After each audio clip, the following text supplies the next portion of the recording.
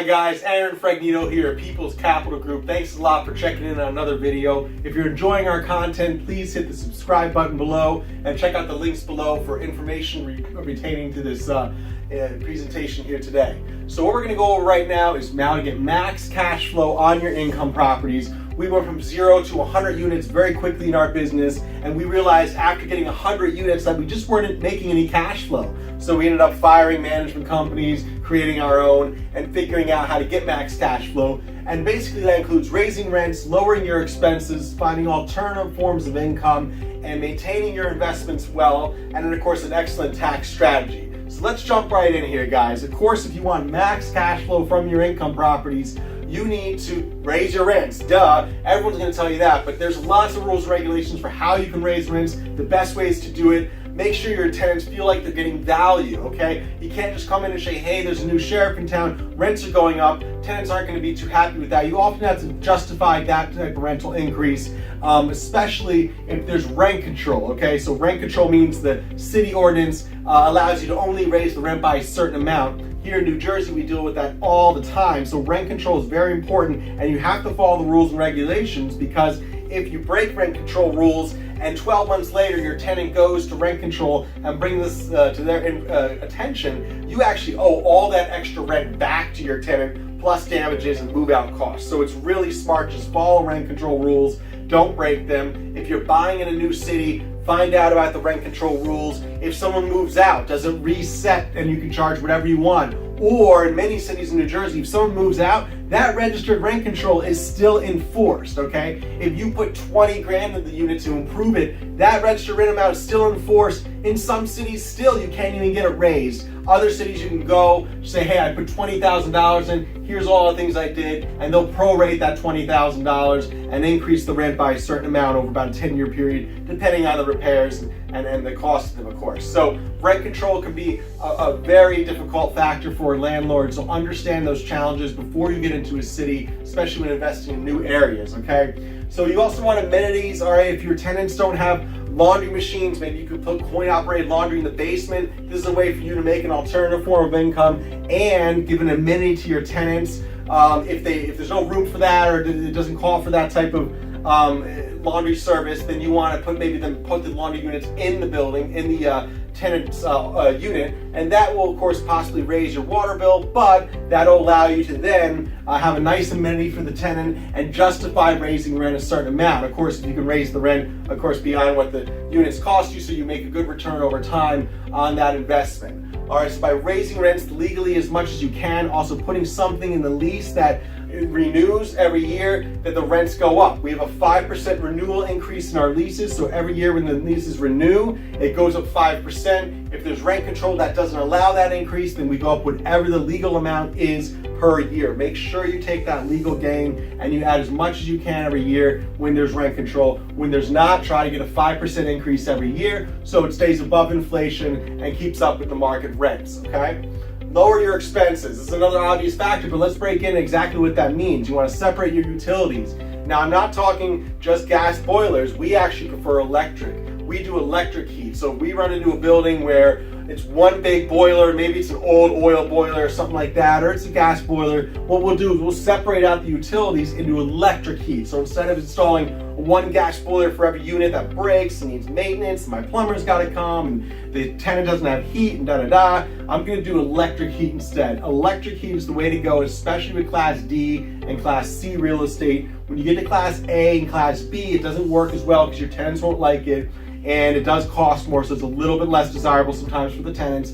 Although we get energy efficient heating units, which are very good and allow the tenant to save money and still keep each unit well heated, and you can set each room to a different temperature. So there's actually benefits to electric heat as well for the tenant, but also for the landlord. It keeps your maintenance costs super low, less service calls, less costs, less headaches. That's the name of the game. You want economies of scale too, so it is easier for your handyman to run to 20 units under one roof instead of 20 units under 10 roofs. So economies of scale is huge. I have my plumbers and my electricians and my contractors go around to all my buildings in one area. I try to buy in one area of a city or buy many units under one roof. That's going to allow you to save costs, okay? If your guy has to run around to all different places, he's going to charge you for that extra time. So focus on economies of scale, try to get multiple units under one roof, keep working with those contractors, keep giving them business. They're going to give you better prices, and by getting those costs down, you're going to save money over time. Don't hire the cheapest or worst contractor though, because if you pay to fix something twice, like I've done many times hiring the wrong contractors, that's not the right way to do it. Hire the right contractor from the start.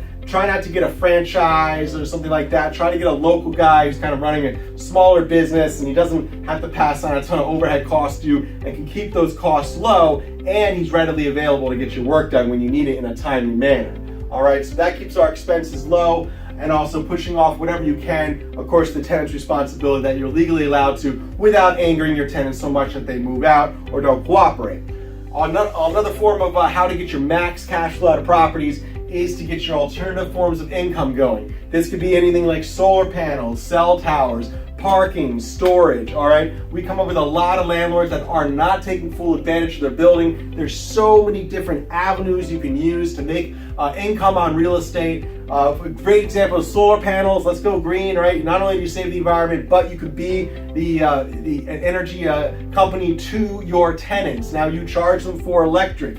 All right. Also, there's an asset on your roof worth value. So now you've increased the value of your property right off the bat, and you have another stream of income by charging electricity to the tenants, and now you're making money on that. There is a cost to the solar panels. You do have to pay some money up front. It does take a little time to make that money back, but after about 3 to 5 years, taking into account all the tax credits and the depreciation of the units and all the amazing federal tax credits and local tax credits you get when installing solar panels, you really do make your money back in about 3 to 5 years. And then you have an alternative form of income for as long as the sun keeps rising, right? So you also have cell towers. That's a great way for bigger buildings, for guys to make a nice, guys or gals to make a nice income on their property. This is a long-term lease. You're not dealing with a tenant. You're not dealing with someone that's gonna break something. You're dealing with just a cell tower on top of your building. They maintain it, they pay for it, they install it, but then they pay you lease rent for that space on your roof that you weren't using anyway, right? Unless, of course, you have solar panels.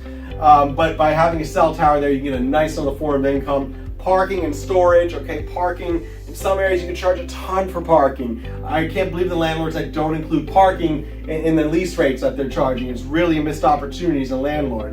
The other thing is storage, of course. It might cost me a couple $1,000s to have a contractor put some small storage units in the basement, some 2x4s, some drywall, and a light. That's gonna allow my tenants to then have self-storage in the basement. People pay $50 to $100 per unit for self-storage. Why not offer that in your basement? Self-storage is a very popular business. Take advantage of your basement space. Granted, it's not crazily unusable or really low ceilings. If it's somewhat of a usable space, build it out, make cheap little storage units in there that can lock, and there's a light, and people can safely store their items in those spaces, and then that's another alternative form of income, all right? Laundry service as well. Laundry units in the basement is another great alternative form of income. There are costs that you can rent the units.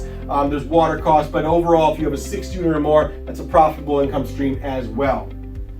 So you want to maintain these improvements, all right? It's very important that you have a professional management company maintaining your property, or if you're getting started, you're the management company, you're a professional about it. It's very important that you respond to people quickly, you fix problems quickly, use the right contractors that know how to interact with the tenants and aren't rude and show up when they say they're gonna show up. And you need people that respect the tenants, from your property managers to your contractors to the guy who comes and cleans the hallways.